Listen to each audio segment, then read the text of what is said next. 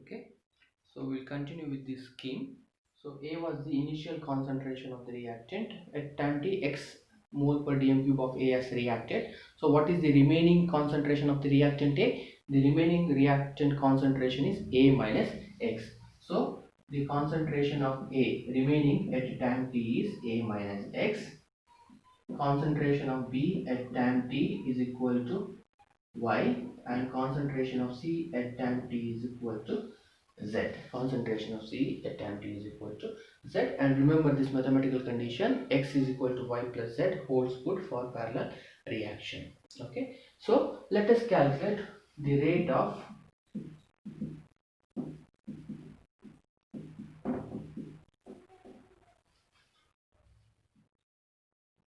disappearance of A.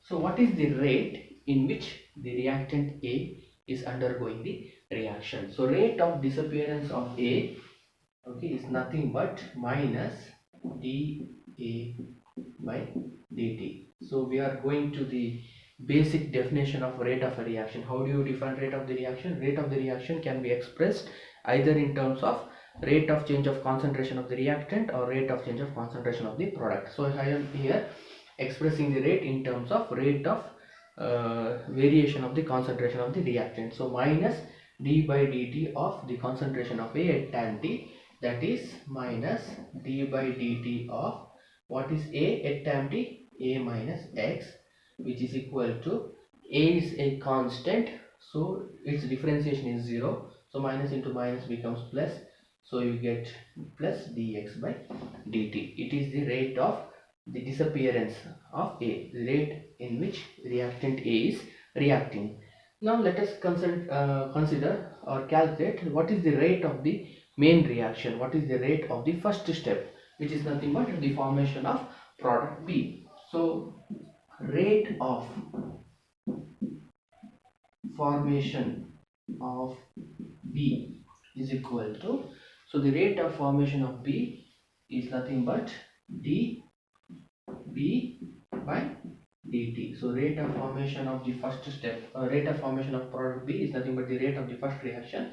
I have expressed the rate in terms of concentration of the product, that is B, that is dB by dt, that is equal to dy by dt, which is equal to, how do you generally express the rate? Rate is equal to rate constant into concentration of the reactant. So rate constant K1 for the first step into concentration of the reactant. Reactant is A for the first reaction and its concentration is A minus x. Similarly, you can write the rate of the second reaction, rate of formation of C, which is dC by dt, dC by dt, which is also equal to dz by dt, and this rate is equal to rate constant into concentration of the reactant. What is the rate constant for the second step? K2 into concentration of the reactant is A minus x. Remember, since A is the common reactant for both the step, you have this common concentration terms A minus x in both the step. Okay, now let us go to equation 1. X is equal to y plus z. Let us differentiate equation 1 with respect to time. Okay, so let us differentiate equation 1 with respect to time. What do we get? Dx by dt is equal to dy by dt plus dz by dt is equal to dy by dt plus dz by dt. What is dx by dt? Dx by dt here written here. Dx by dt is nothing but the rate of the disappearance of reactant A is equal to dy by dt, that is rate of formation of product B, plus dz by dt, that is rate of formation of product C. Okay, this equation is very obvious, as I already told you. Okay, the only source for the product B and C is A. So when A is reacting, it either should form B or it should form C. So the overall rate in which A is disappearing should be equal to the rate at which B is formed plus the rate at which C is formed. That is the meaning of this equation. Dx by dt is equal to dy by dt plus dz by dt. This represents the overall rate of the reaction. I told you in the previous video that while considering the parallel reaction, the overall rate of a parallel reaction, we have to consider the rate of each and every individual steps involved in the reaction, whether it is the rate of the main reaction or it is the rate of the competing reaction. We have to consider the rate of all the reactions. So the overall rate of the reaction is rate of the first step plus rate of the second step. Suppose instead of this reaction involving only two steps, suppose there were three steps, that is one acting as a main reaction, the other two acting as side reactions. Then how will you write this equation? The RHS of this equation would contain three terms. So the overall rate dx by dt will be equal to dy by dt, that is rate of formation of B, plus dz by dt, that is rate of formation of C, plus one more term, third term, representing the rate of formation of another product D. Suppose the parallel reaction involves n steps, the RHS of the equation will also contain n number of steps, where each step describes the rate of one particular step of the reaction. That is why what I told you earlier, that if you understand the mathematics of this simple reaction involving only two steps, you can extend that concept into a reaction containing any number of steps. Okay, so let us go back to this equation. Dx by dt is equal to dy by dt plus dz by dt. Okay, so we already know what is dy by dt and what is dz by dt. Let us substitute.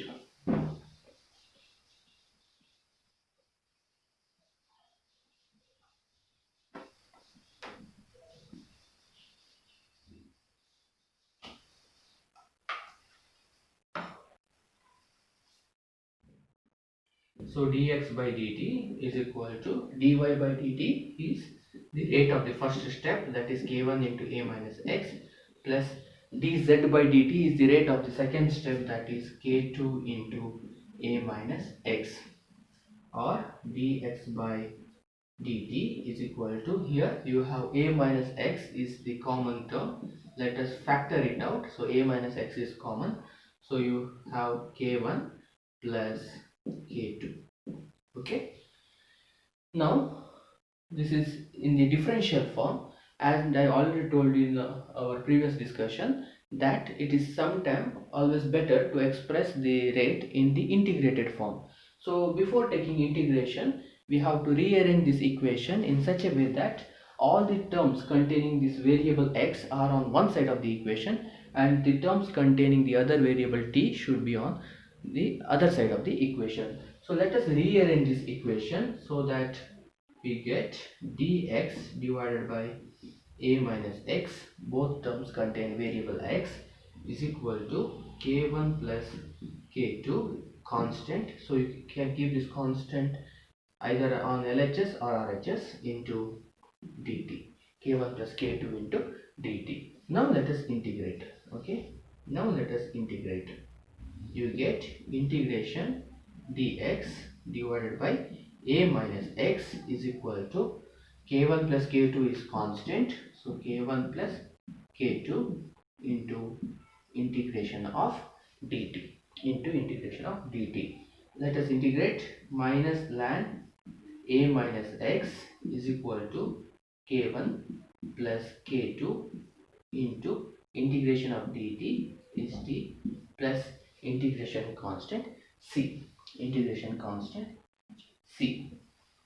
Now in order to find out the final form of this equation, we have to find out what is the value of c, that is the integration constant. And how do you find out the value of c? We have to consider the initial condition. Okay, what we have to consider the initial stage of the reaction. So what is the initial stage of the reaction? The initial stage of the reaction is when t is equal to 0, x is equal to 0. I repeat, when t is equal to 0, the reaction has not yet started. Therefore, the concentration of the reactant A undergoing reaction is 0. So when t is equal to 0, x is equal to 0. So let us substitute that condition and find out the value of c.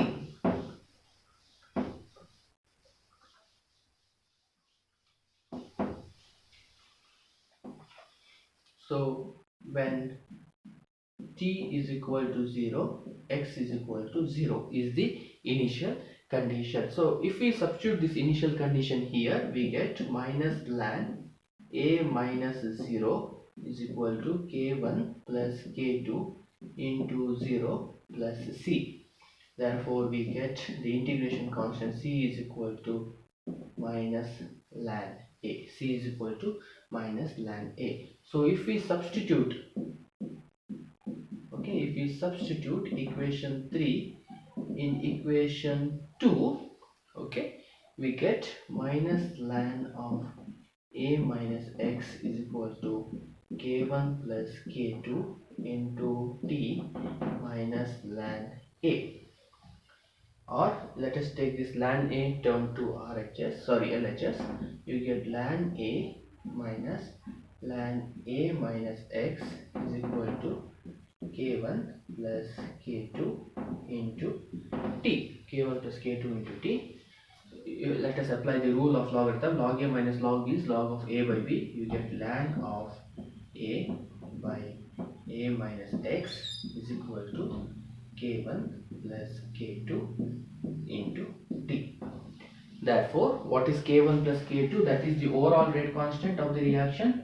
k1 plus k2, the overall rate constant of the reaction, is therefore 1 by t into ln of a by a minus x, 1 by t into ln of a by a minus x. Or you may write this expression in terms of logarithm to base 10 by multiplying by 2.03. You get 2.303 divided by t into log of a by a minus x.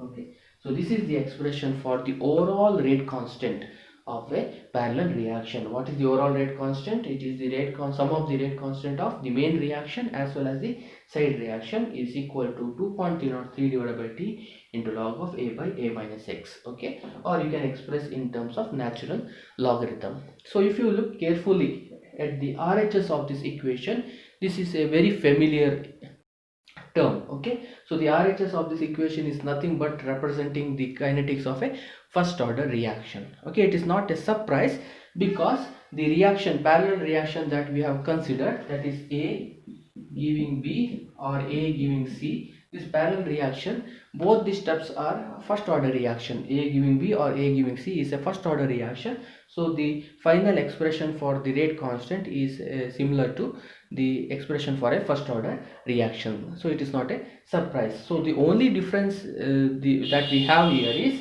in the LHS, instead of one term k, we have two terms k1 plus k2. So what is k1 plus k2? It is the overall rate constant of the reaction, that is the sum of the rate constant of the main reaction as well as the rate constant of the side reaction. And I already told you, you can simply extend this expression into any parallel reaction, complicated parallel reaction. Suppose the parallel reaction contains 3 steps, then how will you write this expression? You need not derive this entire expression again. You can simply generalize this equation. How to generalize this equation? It is very simple. Okay, so suppose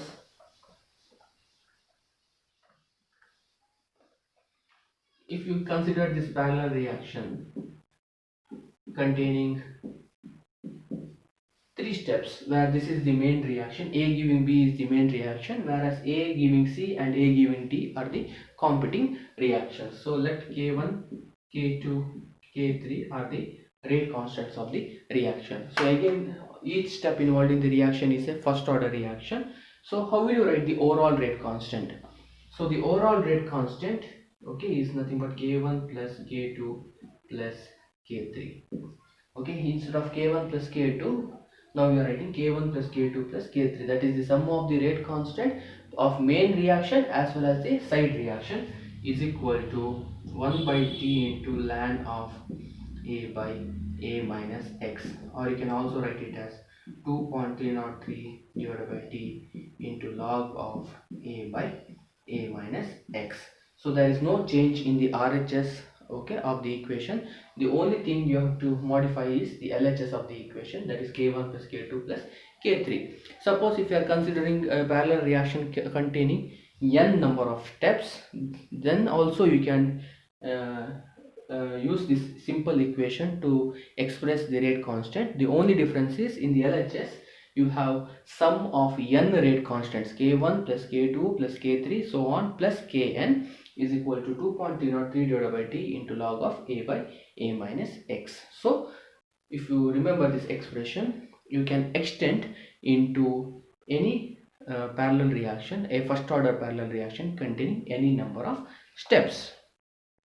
Now let us try to find out an expression for what is the concentration of A at time t, an expression for concentration of B at time t, and an expression for concentration of C at time t. Okay, concentration of A at time t is given by A minus X, that we already know, but we want to find out a more general expression for concentration of A at time t. Similarly, the concentration of the products formed at time t. For finding out the concentration of A, let us go back to this equation. Okay, I will rewrite this equation. Ln of A by A minus X is equal to K1 plus K2 into D. Okay, so what I will do is I will interchange the numerator and denominator here, and you know the rule of the logarithm. If you interchange the numerator and denominator, you have to multiply by minus 1. Okay, so on exchanging or interchanging the numerator and denominator, you get ln of A minus X divided by A is equal to minus K1 plus K2 into T. Okay, now if I take anti-log, okay, taking anti-log on both these sides. Okay, anti-log is nothing but an opposite operation of logarithm. Okay, so if I take anti-log, this ln gets cancelled. You get A minus X divided by A is equal to, when I take anti-log of the RHS, it is nothing but e to the power or exponential of minus K1 plus K2 into T. So therefore, let us rearrange. You get A minus X, which is nothing but the concentration of A at time t. Concentration of A at time t is equal to A into exponential of minus K1 plus K2 into T. So this is the expression for the how the concentration of reactant A varies with respect to time for a parallel reaction.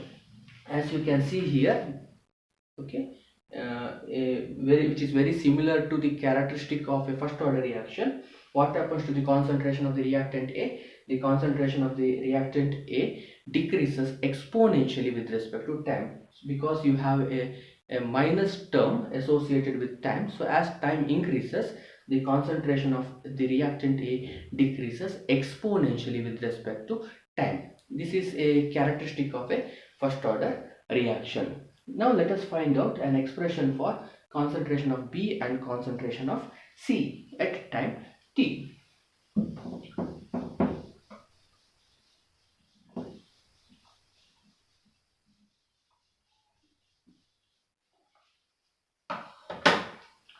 Okay, for that let us go back to dy by dt, that is rate of formation of the product B, which is nothing but the rate of the first step, rate of formation of product. Dy by dt is nothing but d. What is y? It is concentration of B at time t divided by dt. Okay, and how did we express dy by dt? Dy by dt is nothing but the rate constant of the first step into A minus X. Dy by dt, that is the rate of formation of product B, that is nothing but equal to dB by dt, is rate constant into concentration of the reactant. We have already found out what is A minus X here. Let us substitute. Therefore, dB by dt is equal to K1 A minus x is A into exponential of minus k1 plus k2 into t. Therefore, dB is equal to, the change in concentration of B is equal to k1 into A into exponential minus k1 plus k2 into t into dt. So since we want to find out an expression for B, what we have to do is, now we have to take the integration of this equation. So let us take the integration. So integration of dV is equal to k1, rate constant is a constant, initial concentration is also constant, so you get k1 into A into integration of exponential minus k1 plus k2 into t into dt. So integration and differentiations are opposite functions, they get cancelled, so you get B at tan t is equal to k1 into A. Integration of exponential is the same function into exponential of minus k1 plus k2 into t, but divided by this factor k1 plus k2 into minus, that minus I will take here, okay, into t plus integration, sorry, not into t, plus integration constant, I will take it as C. So concentration of B is equal to minus k1 into A into exponential of minus k1 plus k2 into t divided by k1 plus k2 plus integration constant C. So if we find out the integration constant C, we can exactly come to know what is the concentration of B. How to find out the value of integration constant C? Again, we have to apply the initial condition that when t is equal to 0, concentration of the product B formed is 0. Yakandre, when t is equal to 0, reaction has not started, so the concentration of the product formed is 0. So let us apply the initial condition. At t is equal to 0, concentration of B is 0. Concentration of B is 0. So what do we get? 0 is equal to minus k1 into A divided by k1 plus k2 into exponential this term into 0. So exponential to the power 0 is 1. So this entire term becomes 1 when t is equal to 0 plus C. So the value of integration constant C is nothing but C is equal to k1 into A divided by k1 plus k2. This is the expression for integration constant C. So if we substitute the value of this integration constant C here and simplify the term, you can get an expression for rate for concentration of B. Let us do that. It is a simple mathematical exercise.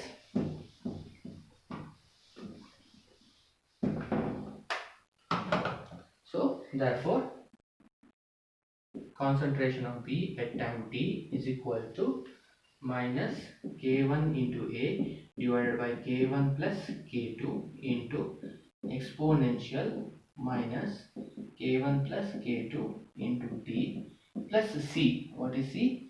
k1 into A divided by k1 plus k2, or concentration of B at time t is equal to, let us take k1 into A divided by k1 plus k2 as the common term.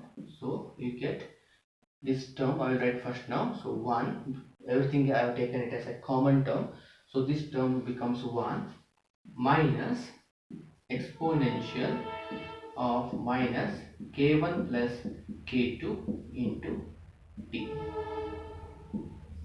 k1 plus k2 into t. So this is the expression for the concentration of B at time t, concentration of B at time t. Now if you look at this expression, with the time this term becomes very small. Why? Because this exponential is associated with a minus, so this time is associated with minus. So as t increases, this term becomes more negative, so the exponential becomes a very less number. So if this number becomes very small, 1 minus small number goes on increasing. So with the time this term becomes small, but 1 minus a small number goes on increasing. It means that the concentration of the product increases with respect to time. Okay, whereas the concentration of the reactant decreases exponentially with respect to time, whereas the concentration of the product, it increases with respect to time. Now you can find out an expression for C by using this similar mathematical procedure, but you need not do all those things again. Why? Because the only difference between the first step and the second step is the rate constant. For the first step, K1 is the rate constant, and for the second step, K2 is the rate constant, and everything else is the same. So the only deciding factor or the only differentiating factor between the first step and the second step is the value of K1 and K2. So by looking at this expression, you can write an expression for concentration of C also. The only thing you have to do is, wherever you have K1, you have to replace it by K2, and wherever you get K2, it has to be replaced by K1. So without any effort, you can also write what is an expression for concentration of C. So the concentration of C is K2. So instead of K1, now I write K2 into A. Here I have K1 plus K2. Okay, now if I interchange, this becomes K2, this becomes K1, which is nothing but K1 plus K2, or you can write it as K2 plus K1, both are one and the same, into 1 minus exponential minus, okay, K1 becomes K2, K2 becomes K1, so which is nothing but K1 plus K2 into T. So this is the expression for the concentration of the product formed at time t. So you can clearly see that the only difference between these two expressions, okay, let me take it as equation 7 and equation 6 and 7. So the only difference between these two expressions is, here I have in the numerator K1, that is nothing but the rate constant associated with formation of B, and here I have K2, the rate constant associated with the formation of product C. Other than that, all the remaining terms in equation 6 and equation 7 are one and the same, because both major step as well as the side reactions are almost common to each other than the rate constant. So the concentration of B and concentration of C increases with respect to time, whereas the concentration of the reactant A decreases exponentially. So by using a plot, let us try to understand graphically how these concentrations vary with respect to time. So now we are plotting a graph of concentration of X versus T, where X may be the reactant A or it may be product B or C. So let us first consider X is equal to A, that is the concentration of the reactant A versus time T. As I already told you in the previous slide, maybe equation number 5, that the concentration of the reactant decreases exponentially with respect to time. So the concentration of the reactant decreases exponentially with respect to time. So this is nothing but a graph representing how the reactant concentration decreases. It decreases exponentially with time from maximum value maybe to 0 at the end of the reaction. Now, as I already told you, concentration of reactant B and reactant C increases with respect to time, and that increase is some sort of exponential nature. Now, initial concentration of the product is 0, so at T is equal to 0, concentration is also 0, it increases, okay, it increases somewhat exponentially, so this is how the concentration of product B varies with respect to time. The concentration of C also increases with respect to time, and the nature of the graph for C is almost similar to that of B, but the only difference is, since this represents the major product, the rate of the first step, that is the main reaction, should be greater than the rate of the second step, that is the side reaction. Okay, if you remember, dy by dt, that is the rate of the first step, is K1 into A minus X. The rate of the second step, that is dz by dt is equal to k2 into a minus x. So the only difference between the rate expression for the first step and the second step is rate constants k1 and k2. Rest of the terms are one and the same. So it is the value of k1 and k2 that is the deciding factor for rate. So for this particular reaction, generally k1 is much greater than k2 because k1 represents the formation of B, which is a major product. So K1 should be much greater than K2. So the curve that we get for product C is very much similar to B, but its value is less compared to B. Why? Because the rate constant K2 is less than K1. So the curve of B and C are very much similar, but the curve of C is underneath or below the curve of B because it is a minor product. If you have a reaction, a parallel reaction involving three steps where A is converted simultaneously to B, C and D, so you get one more additional curve here representing the formation of the third product D. So this is how we can graphically represent the variation of reactant concentration as well as product concentration for a parallel reaction. To conclude this parallel reaction, let us concentrate on equation 6 and 7 again. Now let us take the ratio of equation 6 and 7. What do we get? Okay. So if we take the ratio of equations 6 and 7, that is concentration of the product B formed at the time t divided by concentration of C, product C formed at time t is equal to the RHS term of equation 6 divided by RHS term of equation 7. And you can clearly see that except k1 and k2 here, the other terms are common factors. They get cancelled when I take the ratio and we end up with k1 divided by k2, which is nothing but a constant, because rate constant is a constant. It does not vary with respect to time. Rate constant does not vary with respect to time. So what does it mean? The amount of B, major product B, formed at a certain time t divided by the amount of the minor product formed at the same time t, the ratio B divided by C is always a constant. Okay, so this is a important characteristic of a parallel reaction. So whether a reaction is a parallel reaction or not, how can you find out?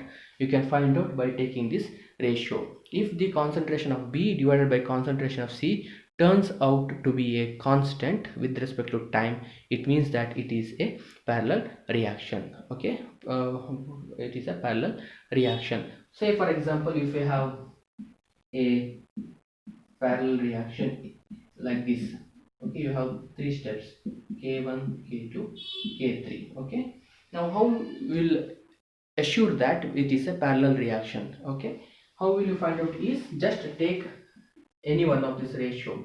You can take this ratio concentration of B divided by C, or you can take concentration of B divided by D, or you can take the ratio concentration of C divided by concentration of D. Okay, take different ratios. Okay, so for what you have studied, you can immediately write what are these expressions. Concentration B by concentration of C is nothing but K1 by K2. Concentration of B by concentration of D should be K1 by K3. Concentration of C divided by concentration of D should be equal to K2 by K3. So each ratio, okay, I have taken two concentration terms. When I take the ratio of any two, okay, a pair of concentration terms, they always appear to be constant.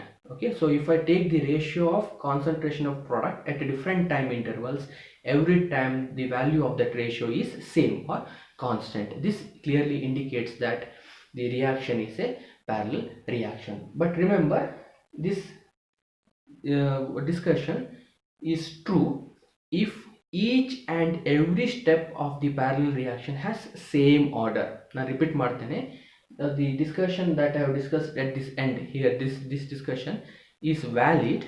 Okay, and you can use it as a test for identifying whether a reaction is parallel reaction or not, if and only if the each step involved in the parallel reaction follows same order, then only this test can be used to verify the nature, whether the reaction is parallel reaction or not. Okay, so with this I conclude the chemical kinetics of parallel reaction.